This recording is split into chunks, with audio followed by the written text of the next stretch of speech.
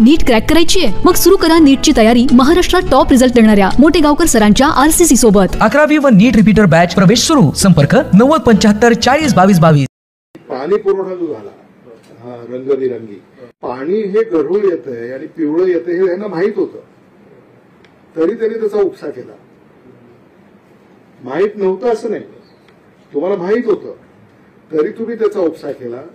ते पाणी तुम्ही म्हणजे टाकीला चढवलं पिवळं पाणी आणि ते सोडलंही.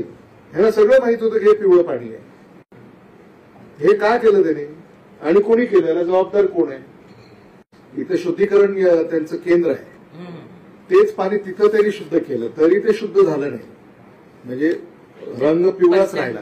मग ह्यांनी सोडलं कसं तरी पाणी, पुढे का सोडलं?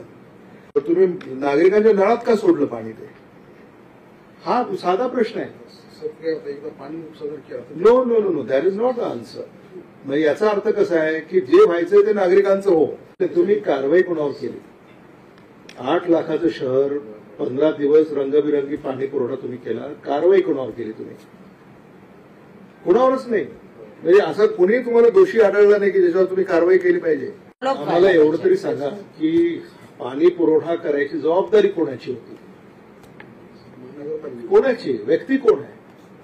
पाणी पुरवठा अभियंता नाही नाही अभियंता नाही ना. त्याला कोणी ऍडिशनल म्युनिसिपल कमिशनर असेल, डिपार्टमेंट कोणाकडे आहे? कोण? नाव सांगा ना.